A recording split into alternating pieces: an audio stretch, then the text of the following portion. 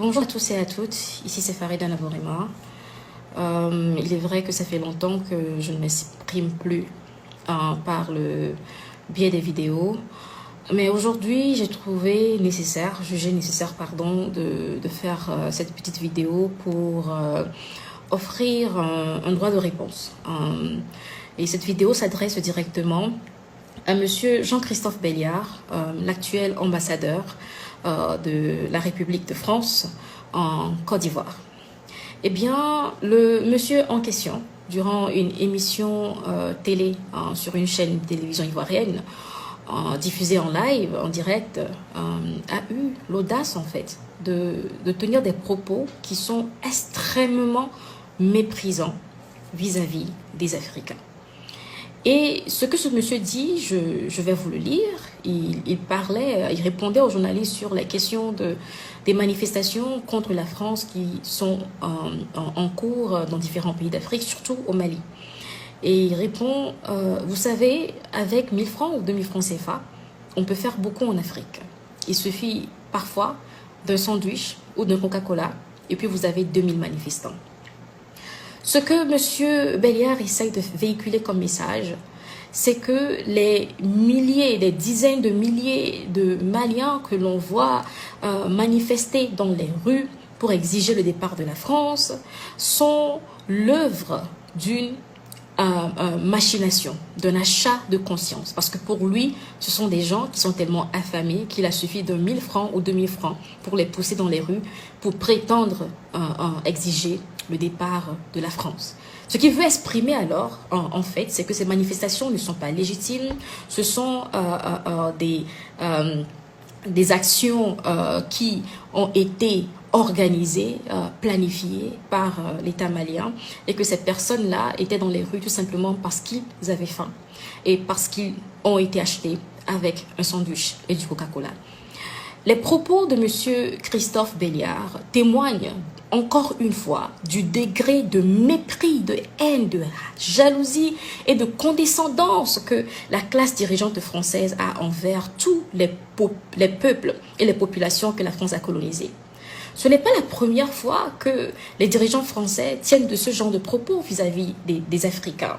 Par le passé, leur président en question, leur chef d'État Emmanuel Macron, n'a pas hésité en fait à dire que tous les militants panafricains que nous voyons aujourd'hui sont l'œuvre de la Russie parce qu'ils auraient été recrutés et auraient été formés pour s'attaquer à la France qui est innocente de tout ce que l'on l'accuse.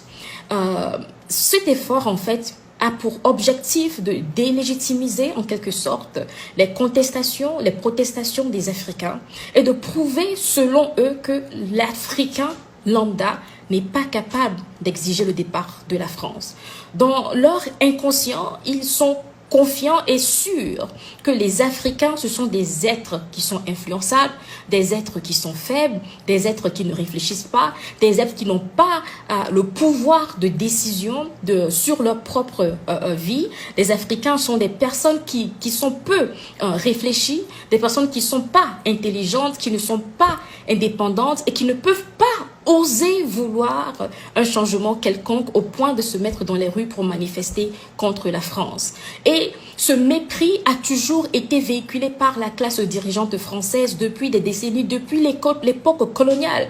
Figurez-vous que quand les Togolais, durant l'époque coloniale, s'étaient rassemblés dans les années 58 pour exiger, 56 pardon, pour exiger des nouvelles élections, parce que la France, avec ses progressistes sur le terrain, ont fraudé les élections et faisaient croire aux Nations Unies que les Togolais ne voulaient pas les indépendances. La France s'est permis d'organiser avec certains rois dans quelques villages, des fausses pétitions qu'ils ont envoyées aux Nations Unies pour dire que les Togolais soutiennent la France et ne veulent pas du départ de la France. Mais figurez-vous que quand les Nations Unies ont envoyé leurs représentants au Togo pour effectivement mener des enquêtes écouté les populations, ils ont compris que les Togolais voulaient absolument leurs indépendances et ils ont réorganisé ces élections que la France et ses progressistes, ses suppôts ont perdu. Et c'est comme cela que les Togolais ont arraché leurs indépendances. Depuis toujours, la France sur la scène internationale, dans les instances internationales, veut toujours se projeter comme étant cette maman poule qui protège ces petits Africains faibles,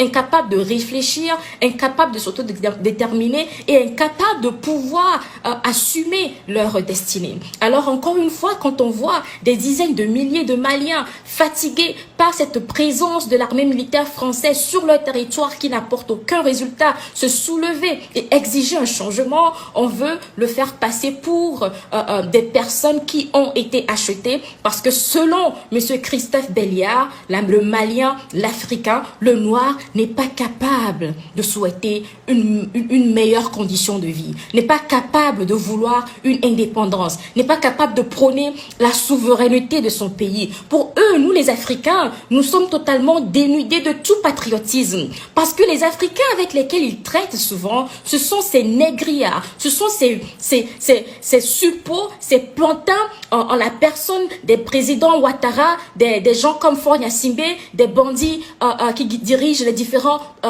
colonies françaises.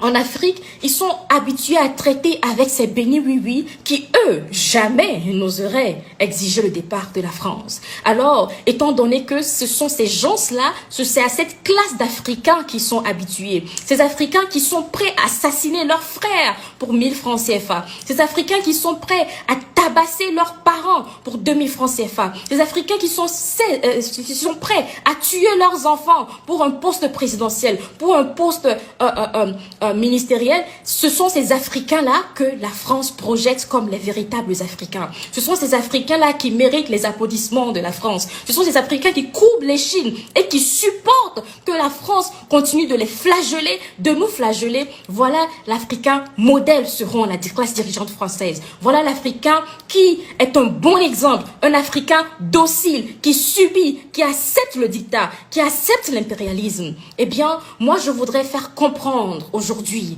à monsieur Jean-Christophe Béliard qu'une nouvelle génération de jeunes Africains existe maintenant. Et cette génération, elle a toujours existé, mais juste qu'elle a été pendant très longtemps muselée. Mais aujourd'hui, la parole est libérée grâce à la technologie. Nous communiquons, nous échangeons, nous travaillons ensemble, nous nous organisons. Et voilà pourquoi nous avons commencé par avoir des résultats. Ce qu'on voit au Mali, ce n'est que le début d'une révolution qui prendra tous les pays africains qui sont dominés par la France. Si vous n'avez pas voulu faire les choses à l'amiable, eh bien nous allons maintenant le faire en tant qu'ennemis. Parce que la France a toujours été ennemie aux peuples africains. Si la France n'était pas notre ennemie, elle ne viendrait pas nous subjuger. Elle ne tuerait pas 250 000 Camerounais parce qu'ils ont exigé leur indépendance. Elle ne massacrerait pas 100 000 Malgaches parce qu'ils ont voulu leur indépendance. Elle ne tuerait pas plus d'1 million d'Algériens parce qu'ils ont voulu être indépendants. La France a toujours été ennemie à la liberté des peuples africains, des peuples indigènes. Et voilà pourquoi aujourd'hui, elle peine à assumer sa défaite. Elle peine à accepter sa chute. Elle peine à réaliser la gravité de sa décadence en Afrique. Mais vous savez, vous allez partir un par un.